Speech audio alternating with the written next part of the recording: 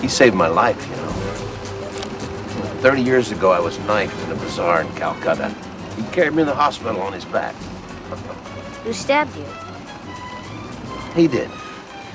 You know what they do in that particular department anyway. Are you still a cop? No! No! Swear on your mother's grave you're still not a cop?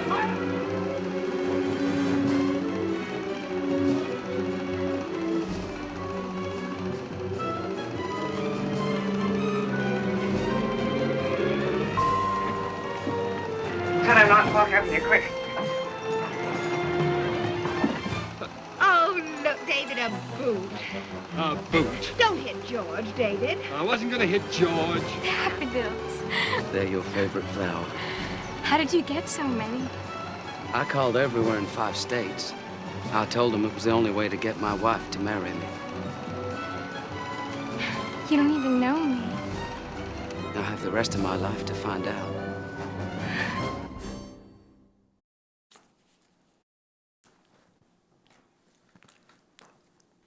Your TV's not broken. Sorry about that. Sorry about that. Freaking out people in the booth. I can talk. Hey, I'm Mark. How are you? I am back once again to talk about some flicks that I've seen in recent days, weeks, months, or years. And I am the Cinemaniac. You watching this program, if you dig flicks like I dig flicks, you thus are somewhat a titular Cinemaniac. Together, we justify the title because it used to be 2 guys and now it's just 1.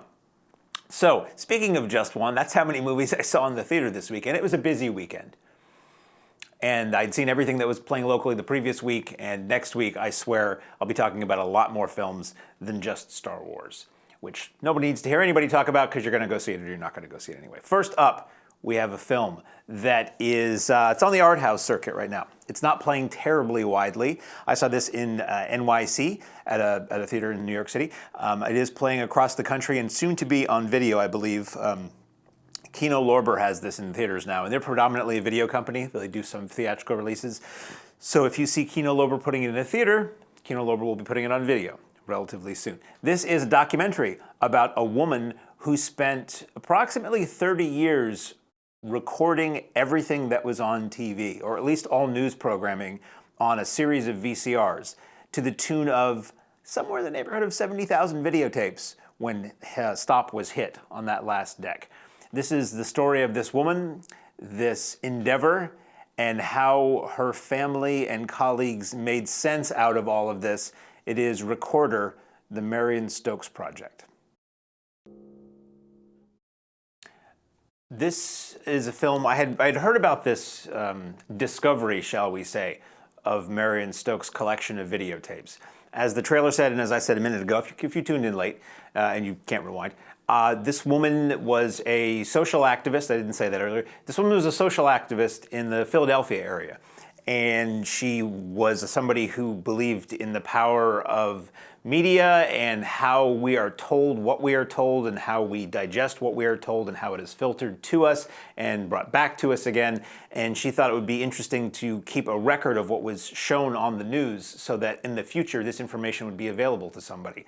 She had the foresight to think that maybe all of this wouldn't be retained by somebody.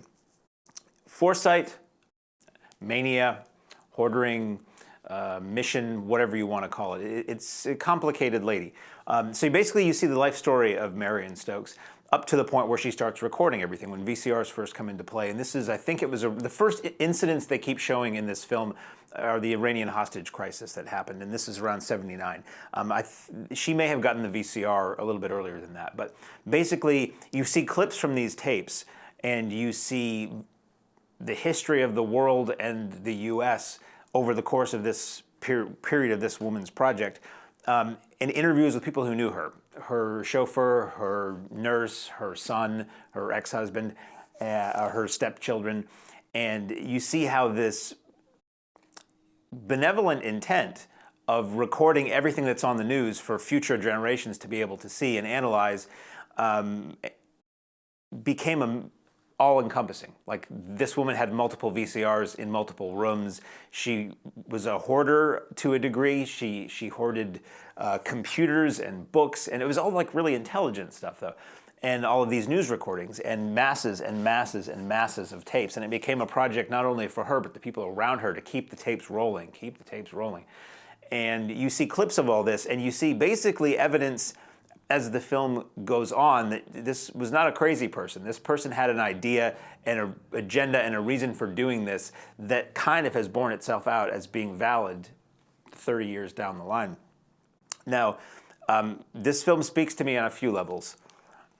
I'm someone with not a small collection of home recordings from videotape. I'm someone who insisted on having 2 VCRs when I first got a VCR for various reasons, one of which was so that I could tape 2 shows at the same time. Still have a lot of the stuff I recorded back then. And somebody who has dealt with videotape in my work, still do all the time. So the film opens with showing you the process of assembling a videotape being manufactured, which I thought was fascinating. Although I do wonder if that's how they were always done, because you see a lot of people doing this by hand, or if it was more, now that we're doing this in such small quantities, maybe it's a hand-done thing and not, machines like it might have been back in the 80s. And you see this woman's life. It's very interesting, too, because she was sort of a social force in her area, and she had a TV show for a while, done at a local TV affiliate, and tapes of that exist. So you actually get to see this person speak with their own voice and see what they were like, see what their thoughts were when they were in their prime, and those thoughts kind of inform what she was doing with all of this recording. So part of it is a tale of this person and how this being fixated on this one thing to the exclusion of most other aspects of her life sort of shut her out from family, friends, and the world around her. You see the process of how she was doing this, and you see some of the content that she captured. And there are some really interesting points made in this film about how the news presents the public with stories and how the news, to a degree, can skew the public's perception of an event or a person or a group of people based on the words they use and what they choose to show and what they choose not to show. And you get some things where it cuts in between various news channels at the time, their recounting of the same incident or the same event. And that's kind of interesting. You see something about when 9/11 happened, the live footage of as the 4 networks, ABC, NBC, CBS, and Fox, picked up the news, and it's all in sync. So you see a quad screen, and one by one they cover it. And it's really fascinating to see who's there first, how they cover it, who's saying what. It's very interesting. So the film is not terribly long. I think it's maybe about an hour and a half. I thought it was fascinating the whole time from various points of view. You could just be a total outsider and say, who is this crazy person who is recording TV all the time? And this movie answers who that was and why. You can be somebody who's very politically active and see the value that she had in doing all of this. You can be somebody who's like me, who used to have stacks of videotapes everywhere. And what's the point of having this? Is there not? Unfortunately, you want to dissuade people from hoarding things and being obsessive about things like this. And it's just foolish. This is just garbage. And then this movie says, well, actually, no.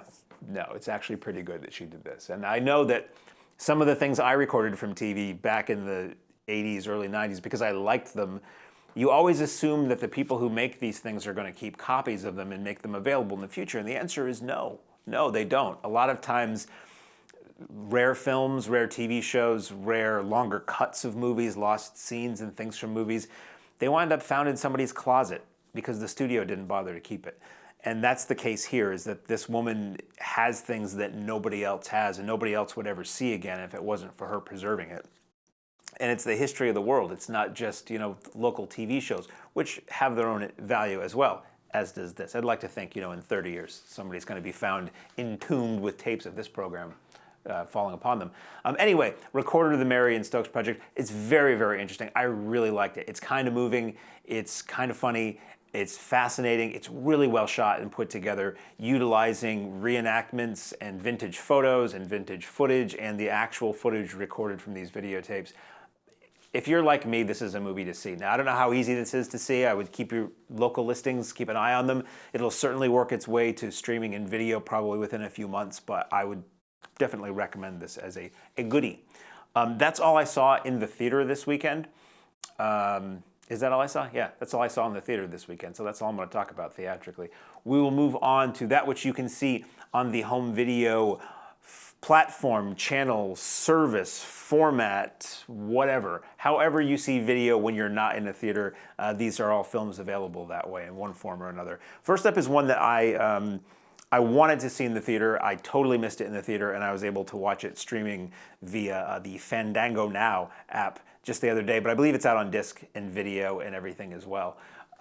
This is one that is shows up on a lot of best of 2019 lists that I've been reading so far. You have Awkwafina, who you may remember from Crazy Rich Asians and some other things. She stars as a woman, young New York City lady, who is saddened to learn that her grandmother has a terminal illness, and she and her family decide to pretend to have a wedding occur in China as an excuse to have everybody gather around her one last time. They don't want her to know that she has a terminal illness. They want her to kind of go out happy, and this is what happens when they all gather for the farewell. Very interesting. Don't watch movies on laptops. This was really good. This was one, like I said, I wanted to see this in the theater, did not get around to it. It's a family drama with decent amount of comedy in it. Not wacky comedy, but comedy that comes out of, family and life. And it is this story of a family coming together and trying to smile through the tears, knowing that the person that they're surrounding right now is not going to be with them much longer. I think many of us have probably, unfortunately, been in a situation similar to that. Generally, the person in question knows that they're not going to be around much longer, but in this case, it was the family's decision to not let this person know and let this person live out the rest of her time, happily and blissfully ignorant, which is a word that, as I get older, is more and more of a welcome notion, that she's not going to, have many more years ahead of her. So it's part of it is Awkwafina, the young, urbanite, reconnecting with her grandmother who lives in China, hasn't seen in a long, long time, and her family just sort of all coming together and just growing closer as this event occurs. Really well-made film. As you see the trailer, there's a lot of subtitles because they speak Chinese in China, funny enough. But it's not entirely in Chinese. There's a good amount of English in it too. It gives you a break, gives your eyes a rest if you don't want to read the whole movie. But the performances are really good. Awkwafina is really good. And she's relatively new to me. I'd only seen her in Crazy Rich Asians and this, but she's pretty strong. And there's another actor, forgive me, I don't recognize his name, but he plays... I realized this was the first time I had seen him speak without a Chinese accent. I always assumed he was Chinese originally and had come and worked in a lot of American film, but in this he has no accent, and I was like, what? Wait, this is weird. Anyway, that's a sidebar. Very well made film. Some really gorgeous shots on occasion. Overall, it's shot pretty normally, but there were some sort of posed and composed shots of family members that were really pretty striking and really good. Pretty moving, pretty sad movie overall, just because of the topic. But ultimately, it's about love and it's about family, and that's kind of what it's all about. So I would highly recommend The Farewell. Director Lulu Wang, who I believe lived this film. This is based on a true lie, is what it says at the beginning of the film.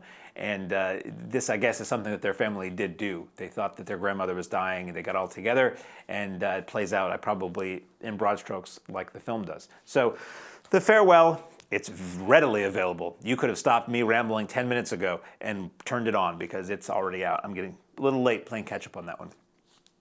Coming out tomorrow, though, the rest of these are out tomorrow, I believe, or two of them are. We have the latest from Brad Pitt.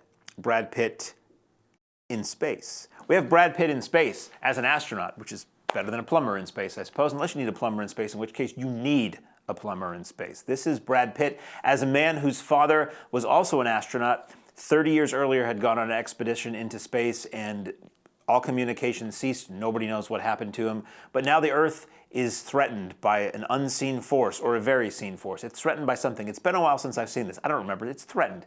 And Brad Pitt goes out to see if he can solve this problem, find his father, and somehow it all ties into two words, Ad Astra. Another nice transition. I didn't know what to expect from Ad Astra. Saw this in the theater, as I prefer to do with everything for the first time, and I expected this was going to be a lot more cerebral than it was. I thought this would be another Moon, which is a great film with Sam Rockwell. If you haven't seen Moon, it's well worth it. This is maybe a little bit closer to The Martian, or funny enough, Space Cowboys. This movie kind of has a Space Cowboys reunion, only in that two actors who were in Space Cowboys are in this film. They're on it together. They're just in separate scenes. Donald Sutherland and Tommy Lee Jones. Tommy Lee Jones plays the father, by the way, who disappeared many moons ago. Probably literally many moons ago in several senses. And Brad Pitt is out looking to find out what happened. So I almost got a little bit of a vibe of 2010 as well, where you're going to find out what happened on this ill-fated mission. And it starts off like it might be kind of a cerebral film, but then some kind of action kicks in. And there's this, I hate to give anything away, but there's this something with a moon buggy on the moon, and it's kind of like, wow, that was kind of intense. Some friends of mine said they felt like that was maybe added in later for reshoots to maybe spice the film up a little bit. I don't know. And there's another part in the movie that I don't want to say anything because it'll give it away, but it was 3 words that after I saw that, I'm like, the 3 takeaways for this film are, because it was pretty amazing and something I never expected to see. So yeah, there are moments of intensity and thrills and scares almost in this film, and there is some thought behind it too. It's not the big think piece, cerebral, contemplating existence film like 2001 or Moon to a degree, but it's interesting. And Brad Pitt's always good. And Tommy Lee Jones is very interesting in this film. So I liked Ad Astra. I don't think it really did all that well in theaters, but it's smart and it's cool, and if you have a nice large TV and it's good setup, it'll look really good. And it was just a fun space movie. You know, I can't think of what that other film with McConaughey was recently. You're all probably yelling the title, where it's McConaughey and it's sort of time travel and it's all this other stuff, and make a weekend out of it. Watch all that stuff. But Ad Astra I thought was pretty fun and a nice surprise for me, because it was just, at this point, any film that surprises me, I've seen so damn many, and I see so many that are, you know, not that interesting or underwhelming, that if a movie shows me something I've never seen before or takes off in a direction I didn't expect, it earns my respect, and Ad Astra did that. Speaking of respect, I respected the previous entry in this series. Sylvester Stallone is back once again, reviving an old character from the 80s. This time it's John Rambo again. And he is back from the Nam. He is back from the South Pacific. He is back from Asia. He's back on U.S. soil. He's settling in. He's a farmer down south, down somewhere in the Texas, Southern California area, New Mexico perhaps, I don't really remember. And he's just living with his housekeeper, I think, and his niece, I think. And one thing leads to another. That niece gets kidnapped by a drug cartel in Mexico. And wouldn't you know, Stallone, as Rambo, needs to tap into that arsenal he happens to have buried in his underground tunnels and caverns under his farm one more time.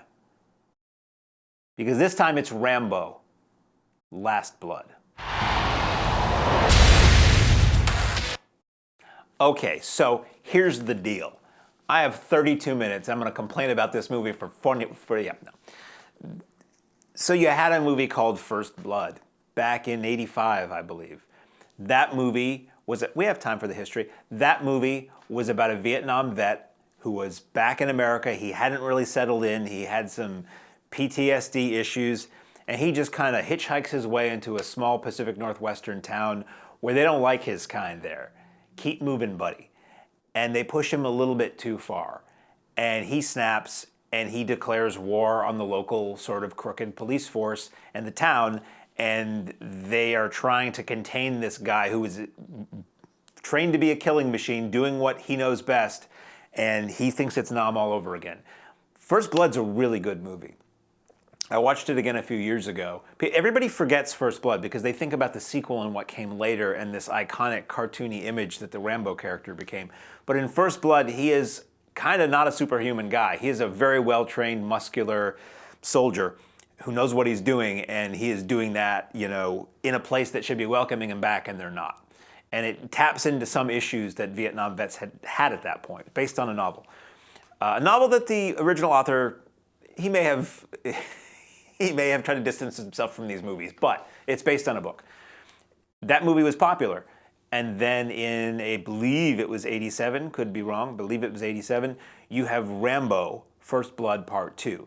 That's the movie everybody thinks about when they think about the Rambo movies. And it's funny, I saw it at the time. I wasn't really into those films at the time, the rah-rah, blow 'em up, kill the bad guy movies quite so much. But it was gigantic. It spawned toys. This was a hard R gore kill fest. 87, it spawned toys. I remember Rambo Black Flak, raspberry shredded chewing gum. I remember bubblegum cards. It ultimately spawned a cartoon series that was on every day. It was ridiculous. And there was this movie. I saw it at the time. I didn't think it was that great. Years later, I got the first two movies on Blu-ray, and I watched I watched Rambo First Blood Part 2 again, and it's kind of bad. Rambo First Blood Part 2 plays like an Italian ripoff of whatever First Blood Part 2 should have been. It's kind of weird to watch now. It's kind of cheesy. Then there was Rambo 3, where he's in Afghanistan helping the people who were then our allies but ultimately became the Taliban. And that movie is not very good either, and that kind of killed the Rambo series. Years later, several years later, a decade or more later, Stallone revives Rambo with a movie called Rambo, aka John Rambo. And that I thought was surprisingly really good. To me, if you had First Blood and you had that Rambo movie, you're set. It brought Rambo back as a much older, much more stoic, grizzled, shell-shocked, out of it, doesn't talk to anybody, just does his thing guy who runs like a boat service, or he captures snakes and resells them up and down the river in Cambodia or something like that. There's a group of sort of like Peace Corps, or maybe they're, what do you want to call it? Ministers. I'm losing the word at the moment, but people who do ministry work to the locals. They get trapped behind enemy lines in a police state, sort of, and he's hired to go in and save them. That movie was great. It was insanely gory. Sadly, a lot of the blood and gore was done with CGI, and it looks really not good. But it's a good, well-executed, brutal action movie, like the likes of which we had not seen in a long time. And that movie ends, not to give anything away, that movie ends with Rambo back in the U.S., walking down the long, dusty road, past a mailbox that says Rambo. You know he's going back to his father's house to reunite with his father and the family farm. And to me, it was a perfect way to end the Rambo series. The first film in the series, First Blood, has him kind of lost, and he doesn't really have a home, and hasn't come to terms with what's happened to him. The last movie has him saying, okay, I'm done with this violent world. I'm going home, and I'm going to live my rest of my years out as a normal person back in America. It was beautiful. It was a great way to end it. Then they announced, oh yeah, this movie we're talking about. Then they announced they were making another movie, and I said, one sequel too many, folks. Don't do it. You ended it perfectly the last time. What are you going to do now? And it had often been said that the next Rambo film was going to be him taking on like US-based terrorism or a militia group or something like that. And there was actually a Jason Statham movie from a couple of years ago, title escapes me, where he's a guy with a daughter somewhere in the South or somewhere in like the Louisiana territory who has all these bad guys laying siege to his house. James Franco may have been in it too. That movie was actually a rejected script for this most recent Rambo film. So what we get here, as I was saying 40 minutes ago, was that now Rambo, he's got a horse farm, he's somewhere in the Southwest, he's content, he's jovial, as jovial as a guy like him gets. Short hair, which was a little hard to get used to, because to me, Rambo's always had long hair. And who's to say that a guy in 40 years isn't going to get a haircut? It's possible. But the Rambo character always had longish hair. So to see him in this, I'm like, well, that's just Sylvester Stallone. Looking really old, and really like a lot of work has been done up here, and a distracting degree. And he's living with this housekeeper, I guess, and his niece, whose mother isn't around. Maybe she's deceased, I guess. We get a little of that relationship at the beginning of the movie. It's really not very clear. They speak Spanish a lot, and then the daughter goes off because she heard that her estranged father has been found, and she wants to connect with him and talk to him and find out why he left the family behind. So she goes off to Mexico. She gets caught up in bad stuff. Rambo finds out, and he goes to get her back. And one thing leads to another, and something unfortunate happens. or two, and Rambo basically is at war with this drug cartel. Now, I'm all for another Rambo movie if it's going to be good. The last one was the end of the series. The last one was the logical way to end this story, but you have to do one more for some reason, and you get this. My main problem, as with any action movie these days, is it's so damn hard to see what's going on. Camera's all over the place. The camera's 2 inches away. The camera is shaking. It's out of focus. What the hell's going on? You shoot action that I can see, and I'm going to let the story elements and the acting slide way downhill. But if I'm paying money, which I do now, to go see an action movie, I want to be able to see the action and be impressed by the stunt work and the camera work and the physical stuff and the choreography. And when you're just shaking the camera around, I might as well go grab a bite somewhere because I'm not seeing what I paid to see. It's like I always say, you wouldn't want to rent an adult feature and have all the sex scenes be out of focus. You wouldn't want to buy an album from your favorite vocalist and all of the vocals are buried in feedback or mixed so low you can't hear them. It's stupid. It's pointless. So there's that aspect to this. The action is really poorly executed. Then the movie's just dumb. It's really just lame. Like, the motivations are lame, the back and forth are lame. You have this woman who goes to help Rambo. She's following him around and she saves him from being beaten senseless somewhere. And then later he goes back to her and she's got some member of her family was also killed by this drug cartel. He goes back to her house and she has like the classic photos all over the wall with pieces of yarn and files and all this stuff because she's trying to take these guys down. He comes back to her later and says, you know, I need your help. I'm going to take these guys out. And her response is, well, I don't want to get involved. I'm like, you don't want to get involved? You've got your house wallpapered with pictures of these guys and you're following these people around and taking, this doesn't make any sense. I don't care about giving stuff away because this movie was crap. Ultimately, the fight comes back across the border to Rambo's heavily fortified. Gee, that wasn't, setting this up when you saw that at the beginning of the movie for anything later. All these tunnels and booby traps he's dug and everything around his house, that's coming into play at some point. And it's this big fracas where he just kills a whole lot of people. And it's just silly and ridiculous and brutal and gory. And I kind of giggled a couple times just because of how brutal it was. And I'm like any, normal person. I like to see bad guys get taken out. And then when the main bad guy gets taken out, what happens is so beyond ridiculous and gory. I actually yelped out loud in the theater. And I'm not a theater talker. I hate people who make any noise in the theater. But I couldn't help it. I involuntarily just blurted out, oh, come on, because it's ridiculous. I mean, it is like, it's like Hot Shots ridiculous. It's like the Zuckers slipped in to direct that last scene. I thought Rambo Last Blood was terrible. Like, again, I don't want to give this away, but it's on my worst of the year list. Part of it might be because how much I liked the previous installment and how low a drop to me this one was from that. The film ends with Rambo, spoiler, maybe he's dead, maybe he's not. They kind of indicate that he is, but then later they kind of give you a shot that makes you think, well, if this does well, maybe we'll do another one. Please don't do any more of these. It ends with all of these weird, flashy, slow-mo still sequences of the highlights from all the other Rambo movies. Sort of like saying, this is the journey of this character and we've come to the end and all that. But all it does is remind you how much better all those other movies were. Even the crappy third one is better than this movie.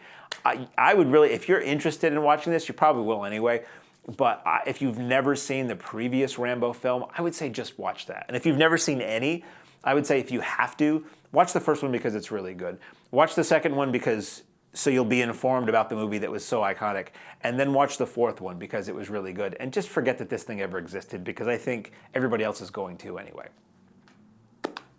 Rambo Last Blood. Let's hope so. Let's really hope so because it was garbage. One more film. We have the Arrow Video Corner. I have time, I'll tell you about Arrow Video. Arrow Video is a company based in England who does reissues. They reissue old films on video. Sometimes they're films that haven't had a Blu-ray release. Sometimes they're films that have had several Blu-ray releases. But they really go the extra mile in high-quality transfers, creating new extras, gathering previous editions extras so that Arrow editions generally are the last version you need to buy of anything. Even RoboCop, which came out a week or two ago, had a Criterion release and it had multiple releases.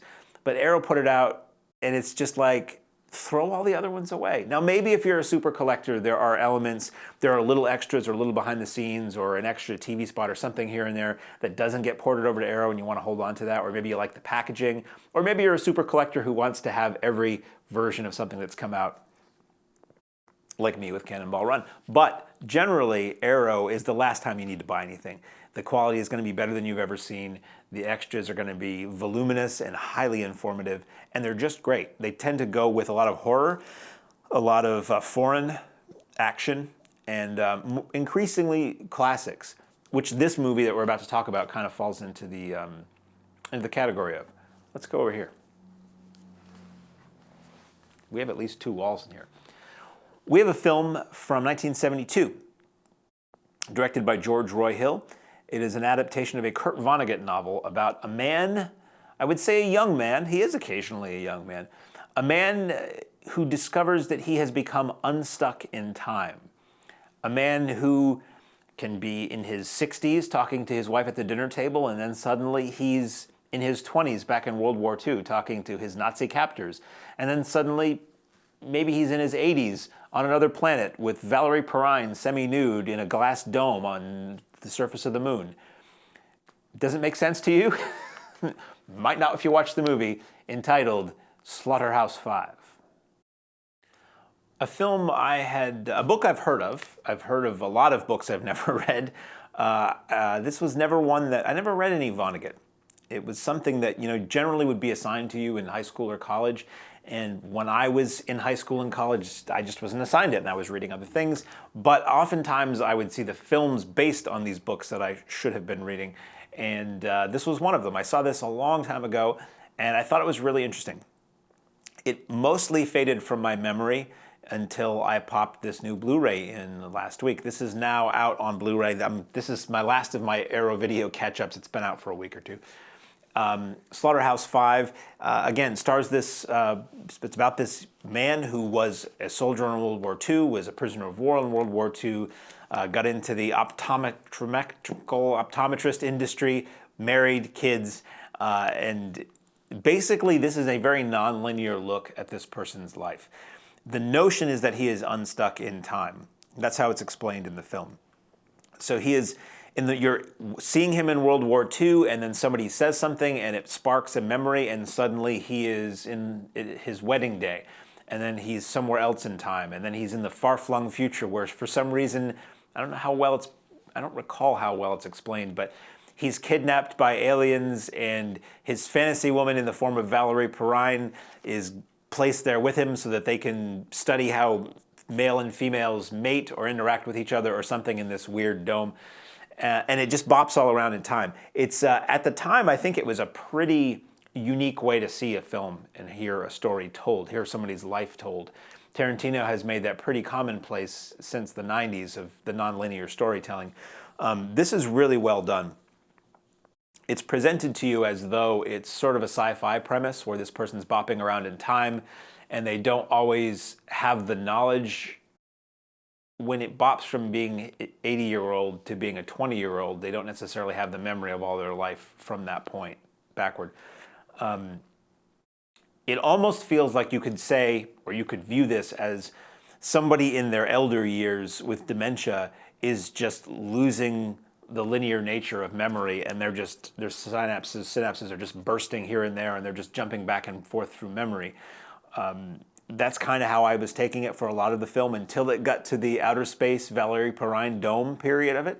And if you like Valerie Perrine, Valerie Perrine's in this film. All of Valerie Perrine is in this film. You have some bit players. You have Ron Liebman in the film, who sadly just died recently. He's really good.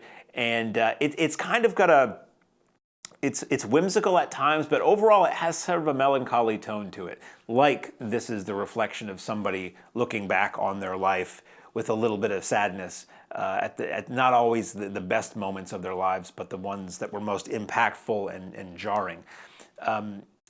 Some of it's kind of wild and wacky. At one point, Billy Pilgrim, the name of the protagonist in this, he gets in an accident and his wife hops in the family land yacht to race to his side in the hospital.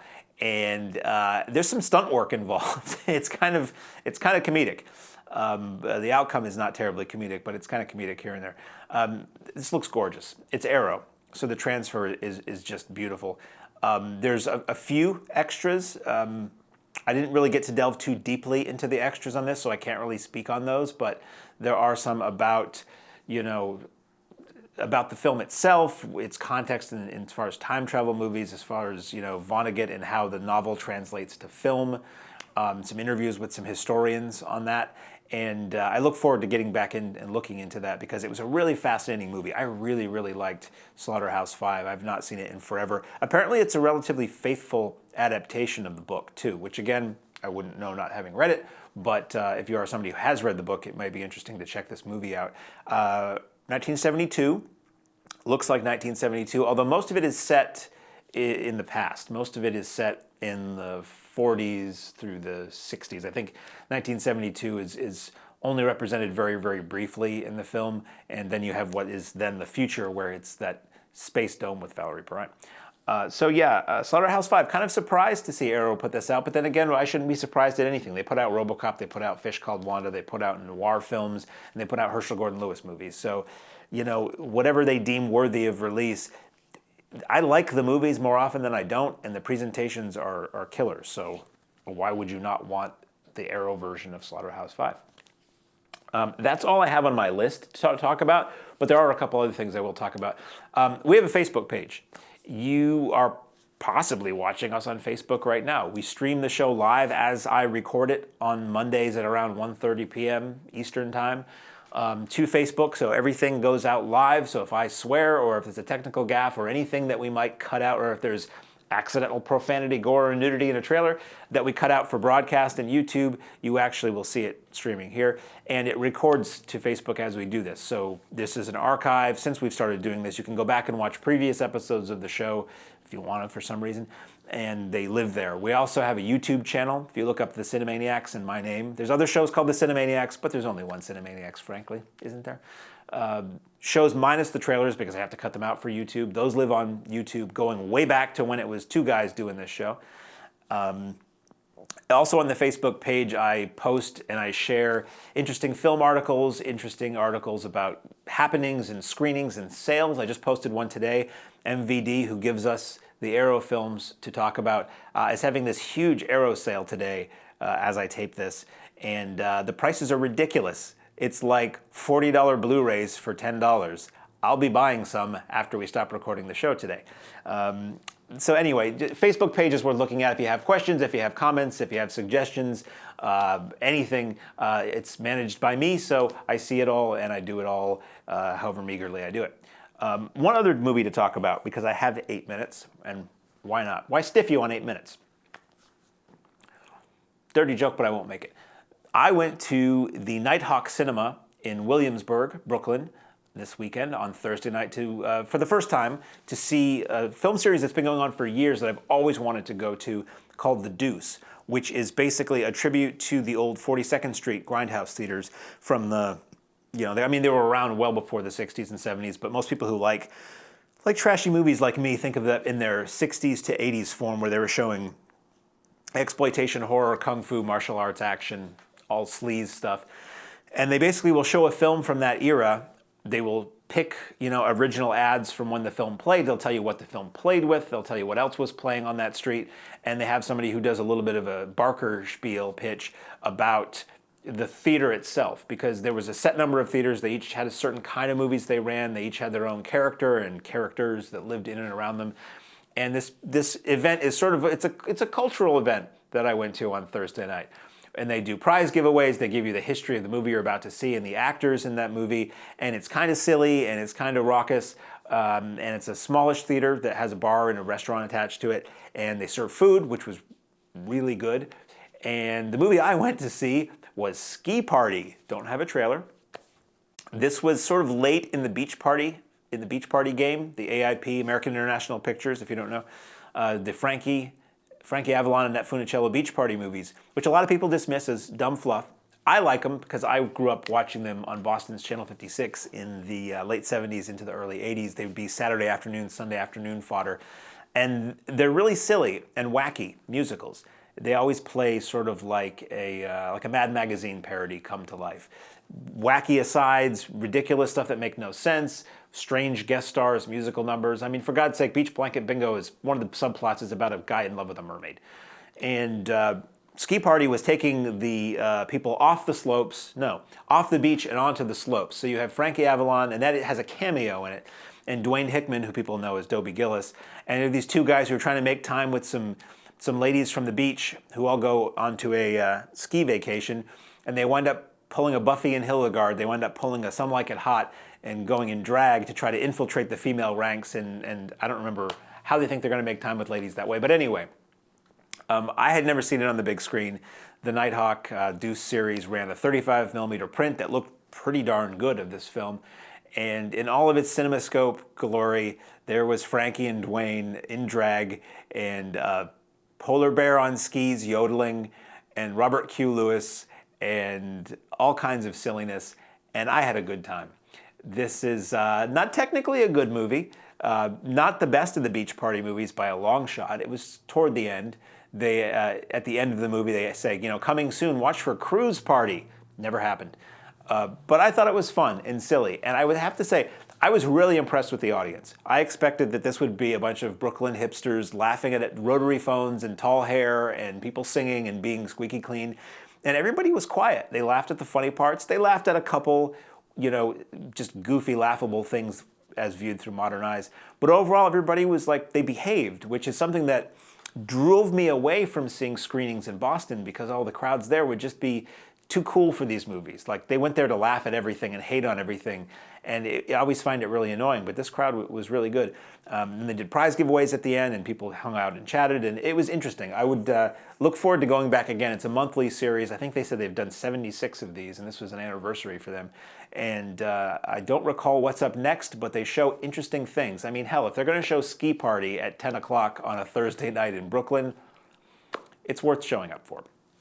Anyway, next week we have the new Star Wars movie. And I think I mentioned this. I'm seeing this at the Alamo Drafthouse Yonkers on Friday night. It opens everywhere on Thursday, which means there may be places that play this Wednesday at midnight. And it's going to be huge. If you're uninformed about the Star Wars movies, you had what I call the real Star Wars movies. You had Star Wars Empire Strikes Back, Return of the Jedi. And then Lucas said, oh no, those are the middle part of a series.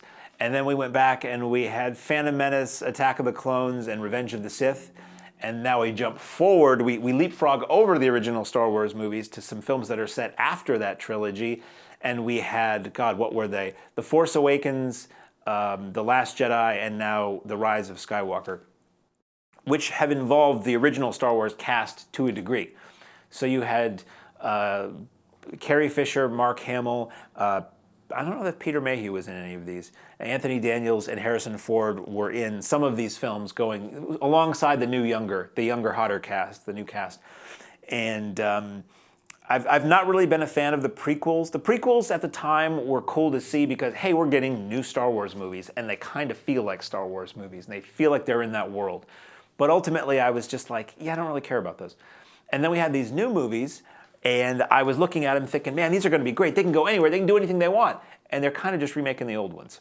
At any rate, we'll see if there are little furry creatures that take down the Empire in The Rise of Skywalker in a couple days. I'll be back next week to tell you what I think of it. Not that that matters to anybody, but I like to share, And until then, I'm going to leave you with this thought. I'm Mark, and I will see you at the movies. Bye.